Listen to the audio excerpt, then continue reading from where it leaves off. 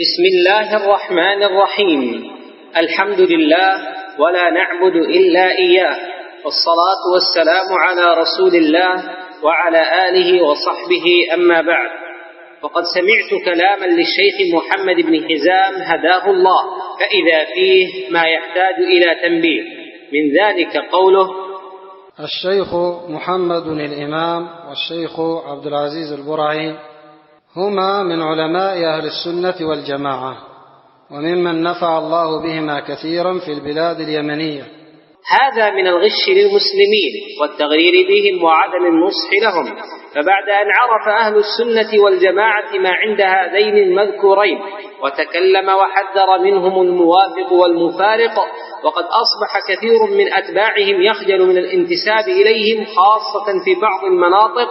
ولم يأتي الشيخ محمد بجديد، فما قاله اليوم قد قاله ربيع من قبله، فلما لم يكن حقا لم يقبل. فهل سيأتي ابن حزام أجل في نفوس السلفيين مما كان عليه ربيع المدخلي؟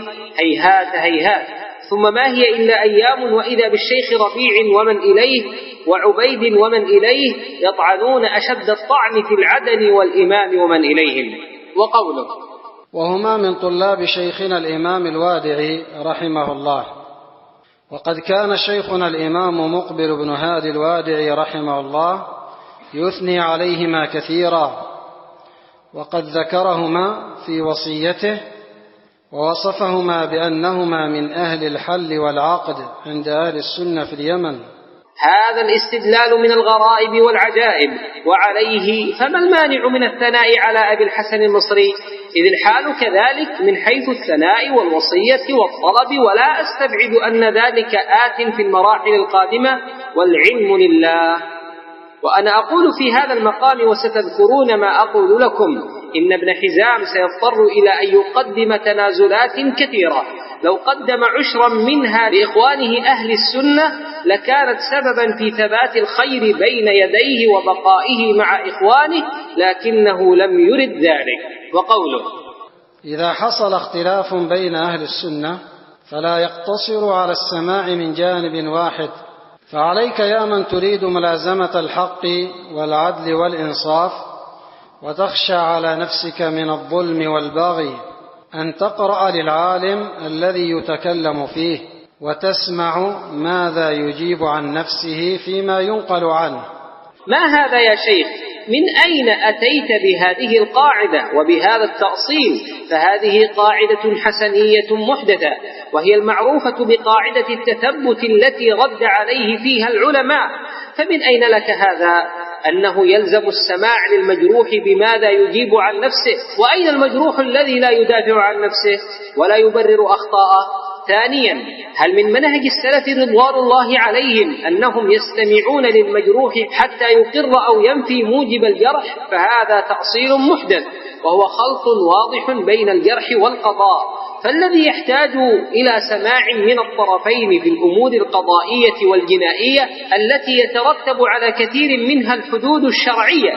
فأما مسائل الجرح والتعديل فهذه كتب السلف طافحة بذلك، ليس منهم أحد يقرر ما قررته، فنحن نطالبك بسلف في هذه القاعدة. وبناء على كلامه في القاعدة المشار إليها رمي السلف بعدم ملازمة العدل والإنصاف، لأنهم لم يلتزموا ما ذكره، بل مجرد وصول الحق إليهم من شخص أو جماعة ثقات يأخذونه دون أن يكلفوا أنفسهم الرحيل إلى المجروحين والسماع منهم. وليت شعري كيف لو سمع الإمام الوادعي رحمه الله هذه القاعدة أيام كلامه في أصحاب الجمعيات الذين كانوا من أهل السنة، ولما قام عليهم الوادعي محذرا ومبينا حذر أهل السنة منهم. وعلى هذا التأصيل يلزم ابن حزام أن ينسق لقاء عاجلا مع محمد المهدي ليسمع منه ما قاله فيه الإمام مقبل رحمه الله، وهلم جرا. ومفاسد هذا التأصيل كثيرة ولوازمه كذلك، وقد أشرت آنفا إلى شيء من ذلك. وقوله: فقرأت عما أثير على الشيخين الفاضلين ونظرت في الحجج التي يحتج بها كل طرف مستعينا بالله ومعتصما ومستهديا به، فلم أر اختلافا في أصول السنة، لا أعتقد أن الشيخ محمدا صادقا في هذا، إلا أن يكون استعمل التورية، إذ من المعلوم أن ما أخذ عليهم شيء كثير، وحجج ذلك في كتابات متفرقة. فلو قال قرأت مختصر البيان أو كتاب الإبانة لكان محتملا للصدق، لكن قرأ ما أثير عليهم حسب تعبيره، فهذا لا يستقيم، وهو خلاف ما هو معروف عنه ومن حاله. ثم لو سألت الشيخ محمدا عن الكتب التي قرأها لكان الجواب لا يتناسب مع ما ذكره هنا. ثم هبه صادقا وحاله كما قال، فهناك من قرأ ممن هو أجل منه وتبين له مخالفات للأصول السلفية. والقاعدة الأثرية هنا: من علم حجة على من لم يعلم، والمثبت مقدم على النافي. فأين ذهب ابن حزام بهذا الأصل؟ وأما قوله وأخطاء مضرة، صدقت يا شيخ، وقد أنطقك الله بهذا الحق ليكون حجة عليك، ومن أجل تلك الأخطاء المضرة وبسبب الإصرار عليها تركهم أهل السنة وحذروا منهم.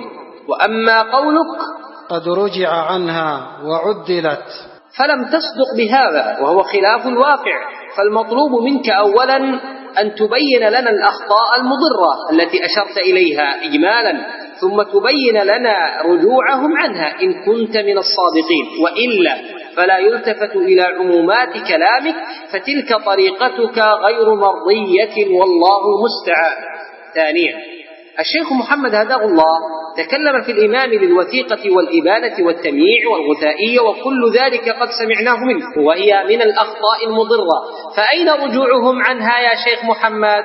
فلماذا تغالط نفسك وتغشها؟ فاتق الله وقل قولا سديدا، فأنت تشهد برجوعهم ولم تبين ذلك، ولا يشهد بذلك الواقع، ستكتب شهادتهم ويسألون. وكذلك أيضا ابن حزام حزب البرع لمناوئته الدعوة والشدة على أهل السنة وخذيلته لهم وغير ذلك، وكل ذلك مما سمعناه منه، ثم رجع لغير رجوع من البرعين. ثم يغالط ابن حزام نفسه بقوله وأخطاء مضرة قد رجع عنها، فأين الرجوع لم يره أهل السنة أم كنت وحدك من عرفت ذلك؟ إن هذا لشيء عجاب.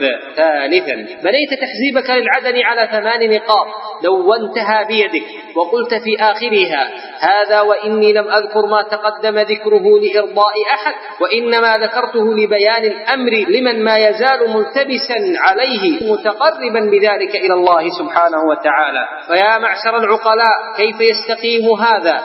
العدني قد مات وهو على ما ذكر ابن حزام من الحال، وبعد موته بسنوات يرجع ابن حزام عن الكلام فيه، فمتى رجع العدني عن الأخطاء التي بنيت عليها تحزيبه أبعد موته؟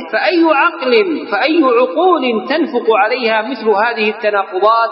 نسأل الله العافية. وقوله أوصي طلاب العلم وسائر أهل السنة بالحذر من الغلو في العلماء، كأن يتعصب أحدهم للعالم ويدافع عن أخطائه التي تخالف الكتاب والسنة، وكذلك كأن يغلو طالب العلم في شيخه حتى يعامله معاملة أصل من أصول السنة، وكذلك الامتحان به، وهو ليس من أئمة الدين الذين يمتحن بهم.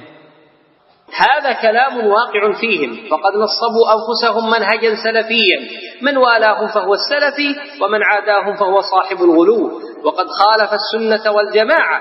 وإن كان يقصد ابن حزام أن هذا حاصل فينا، فهذا والله ظلم وحيف وتقول، ونحن نتحدى من يثبت ذلك بالحجة أو الواقع، وأنى لهم ذلك. ثم الشيخ محمد هنا نذكره بقوله في الشيخ يحيى حفظه الله أنه إمام من أئمة الدين في هذا العصر، عند أن ذكر معنى الإمام وذكر الأئمة الأموات، ثم ذكر من الأحياء الإمام الفوزان والإمام يحيى بن علي الحجوري، وهذا موثق عليه بصوته وعليه. فلو أن شخصا امتحن الناس بالشيخ يحيى لكان ذلك له على كلام الشيخ محمد هداه الله. وقوله الحذر من الجفاء لعلماء الحق والسنة. هل انتفعت بهذه الوصية يا ابن حزام هداك الله؟ فقد جفوت علماء السنة، ومن أجلهم شيخك الذي رباك وعلمك، وقدمك وشجعك، فما لك كيف تحكم؟ فأي جفاء أعظم مما قمت به من الجفاء والعقوق لشيخك الذي بقيت تنهل من علمه 13 عاما تقريبا. أما تهويلك بأن من تلمزهم بأهل الغلو والشغف يحطون من مكانة العالم لمجرد اجتهاد، فإن كنت تقصد أهل السنة من طلاب الشيخ يحيى ومن إليه فهذا غير صحيح، ونطالبك بالحجة الواضحة، أولا بأن تقرر المسألة الاجتهادية ثم تثبت أنها اجتهادية محضة، ثم تثبت وقوعهم فيها، فإن فعلت فأنت صادق محق فيما قلته هنا، وإن لم تفعل ولن تفعل فاتهم رأيك واتق الله، ودعك من أسلوب التقول والتهويل، واعلم أنه ما يلفظ من قول إلا لديه رقيب عتيد. وقوله: بل قد صار أهل الغلو والشغب يشوهون العلماء بما هو من حسناتهم ومناقبهم. المطلوب منك أولا سم لنا من العلماء عمد إلى منقبة له فقلبت مثلبة، ثم بين ما هي تلك المنقبة حتى يعلمها الناس، وبين من جعلها مثلبة، فإن لم تفعل ولن تفعل فهذا تقول منك بغير برهان. ولقائل أن يقول: يا أخي لماذا تتكلف في حمل الكلام عليكم ثم ترد عليه وهو يقصد أهل الغلو والشغف، فهل أنتم منهم؟ فأقول: مما علم بيقين أن الشيخ محمدا يقصد عامة طلاب الشيخ يحيى ومن إليهم، ولا يستثني إلا أناسا معدودين يقصد بذلك مغازلتهم، كما يدل عليه كلماته وبياناته المتكررة. وقد أفصح تلميذه المقلد المغرور صاحب التشدق بالطريقة العصيمية المتعالم المرتبك المتناقض عمرو الفضلي الذي سكت دهرا ونطق هجرا وبالغ وأتى بالشطط من القول ومنكرا منه وزورا، ولو شئت لأفضته بالرد ولكنه لا يستحقه، فهذه إشارة على الطريق ورب إشارة أفصح من عبارة. وقوله: وأهل الغلو والشغب شغلوا أنفسهم بعلماء الحق والسنة وتركوا أهل البدع الحقيقيين، ولم يتكلموا عليهم بمعشار ما تكلموا في أهل السنة. هنا وقعت يا ابن حزام، وأي شيء يخرجك من هذه الحفرة؟ وستتمنى أنت وأصحابك أنك ما قلت هذا، لأن فيه شهادة عليك بالغلو والشغف، فأنت وأصحاب الإبانة من عرفتم بانشغالكم الشديد بأهل السنة علماء ومشايخ وطلبة علم، وترككم أهل البدع والأهواء. والسؤال الموجه لك يا ابن حزام: أين جهدك في التحذير من أهل البدع؟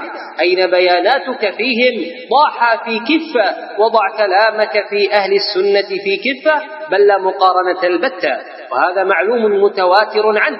وهكذا قل لأصحابك من مشايخ الإبانة، فمن الجحود والمكابرة أن يصبح حالك وحالهم كما قيل: رمتني بدائها وانسلت. وقوله: أوصي نفسي وعلماء السنة ودعاتها في اليمن وفي غيرها أن نقوم بواجبنا في الإصلاح بين أهل السنة والجماعة.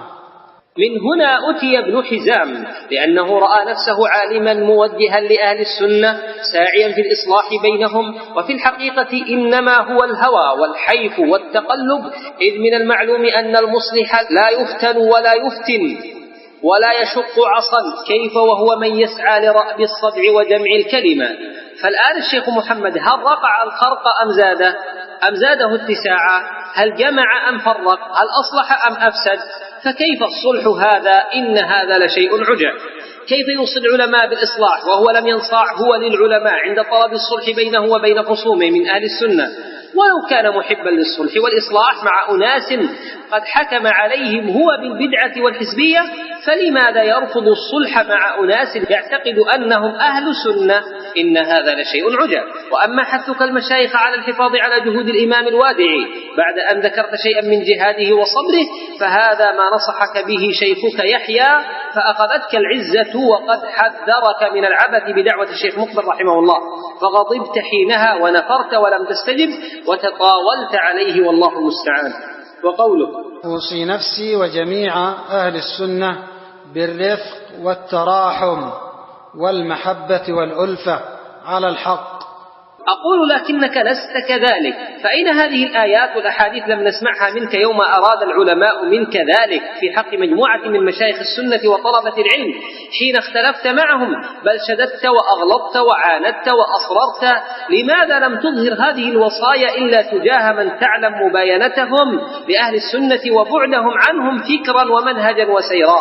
الذين لم يباينهم أهل السنة إلا بعد الرحمة والرفق بهم، ولكن كان حالهم كحالك، فعلى الرغم من عظيم صبر أهل السنة ورفقهم به ومناصحتهم لك سرا وجهرا، غير أنك لم تكترث لذلك والأمر لله. وأخيرا ملحوظة مهمة لابن حزام منذ رجع عن تحزيب أهل الإبانة جملة وتفصيلا والثناء على العدن والترجمة له والثناء على الإمام البرعي نحو من سنة ونصف تقريبا، لكنهم لم يرحبوا به ولم يثقوا به ولم يثنوا عليه ثناء لائقا، اللهم كلمات يسيرة لإغاظة الشيخ يحيى فقط ومن معه في نظرهم، وبقوا منه على وجل وهو كذلك، حتى أخرج بيانه الأخير فشعروا منه صدق وداد ورجوعا واضحا، فتتابع الثناء والترحيب. وستذكرون ما أقول لكم فسيتعبكم ابن حزام كما أتعبنا، والأيام حبالا يوشك أن تضاع. نصيحة أخيرة لمن لا يزال متحيرا مترددا: ها قد وضح الأمر، ألم تكونوا تقولون لنا إذا تقارب الشيخ من أهل الإبانة سنترك الشيخ؟ فلم يثني على القوم وإنما تورع في تحزيبهم فقط، مع اعتقاده أن عندهم تمييع وأخطاء يجب عليهم التوبة منها. فكم قد تدرج بكم الشيخ محمد شيئا فشيئا، متى ستفيقون؟ ماذا ستنتظرون بعد هذا؟ ثناء على الحزبيين وميول شبه تام إليهم وطعن في السلفيين ومباينتهم والغمز واللمز المستمر وتقليب الحقائق. أين الدعوة التي عرفتموها وتربيتم عليها والجماعة التي كنتم عليها؟ ضيعتم ذلك كله لأجل شخص الشيخ محمد هداه الله، فتداركوا أنفسكم قبل أن يزج بكم بين من حاربوكم وخذلوكم في أحوج المواقف، وحذروا منكم وحذروا وفتنوا على دعوتكم، وقد كنتم ترون أن من المحال التقارب معهم حتى يتوبوا، كما كان يطمئنكم بذلك الشيخ محمد هداه الله. وليكن لكم أسوة بإخوانكم ومدرسيكم الذين تركوا ابن حزام ولم يضيعهم الله، بل أخلف الله عليهم ببقاء دعوتهم وأخوتهم، وقد كانوا أشد حبا للشيخ محمد منكم ومناصرة ودفاعا، ولكنهم رأوا أمورا قد يخفى بعضها عليكم، فتنبهوا وفقكم الله، والحمد لله رب العالمين.